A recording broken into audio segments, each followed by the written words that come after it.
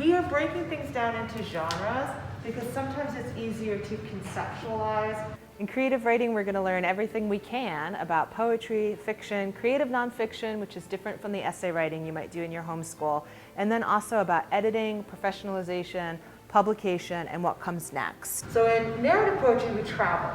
We respond to the story as we travel through it. We spend a significant portion of our time talking about careers in writing, whether that's publishing, whether that's marketing, whether that's being an agent, whether that's being a writer who also then teaches or does some other craft, or whether that's being a dermatologist with a love for writing. All these things are covered. There's more talking than there is in Hamilton. Like some people call Hamilton an opera. What you'll take away from my class is a better understanding of who you are as a writer. One of the things that we really emphasize is the importance of creative failure. So in other words, of trying to do something that you don't know how to do and keeping trying until you get something that feels productive.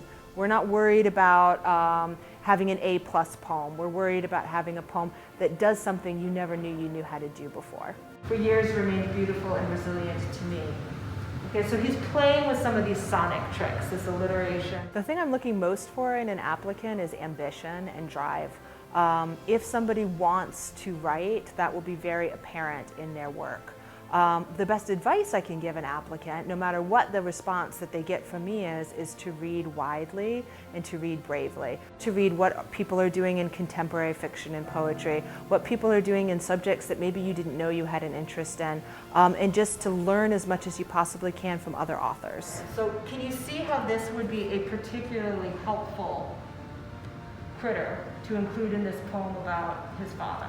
If you want to learn web design, I can teach it to you. If you want to learn editorial principles for a 21st century market, I can teach it to you. If you want to learn what the heck a sonnet is, I can teach you that too. So if you feel like you have a love for storytelling and you want to share that love with somebody who gets it, this is the place for you.